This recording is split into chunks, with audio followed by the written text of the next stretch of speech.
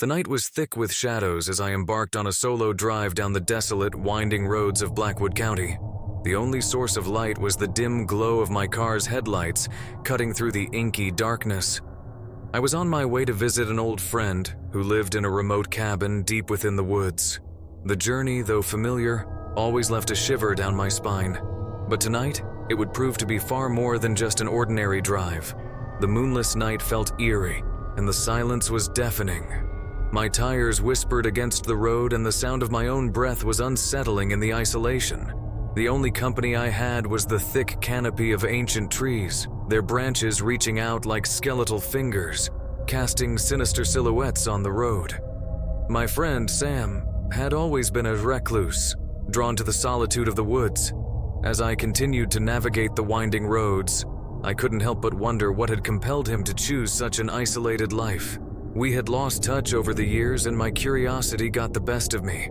Tonight was the night to rekindle our friendship and uncover the mysteries that had enshrouded his existence. My unease grew as the minutes turned into hours, and I could feel the isolation taking its toll. An unexpected fog began to creep in, wrapping itself around my car. The road ahead disappeared into a ghostly white veil, and I was forced to slow down to a crawl. Anxiety gnawed at me as I considered turning back, but my determination to see Sam kept me going. The fog seemed to distort reality, and I started to see unsettling figures in the mist, shadowy shapes that moved just out of my line of sight. My heart pounded as I dismissed them as tricks of my imagination. I'd heard stories of these woods being haunted, but I had always been a skeptic. Now I was beginning to doubt my skepticism.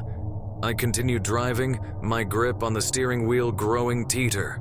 The fog didn't dissipate, it only thickened, and I was navigating by instinct, trusting that the road would lead me to Sam's cabin. With each passing mile, the woods seemed to close in around me, their looming presence pressing down upon my shoulders. Suddenly the car's engine sputtered, and the headlights flickered, casting erratic beams into the swirling fog. Panic gripped me as I struggled to keep control of the vehicle. I managed to steer it to the side of the road, the engine coughing to a halt. My heart raced, and I tried to start the car again, but it was unresponsive.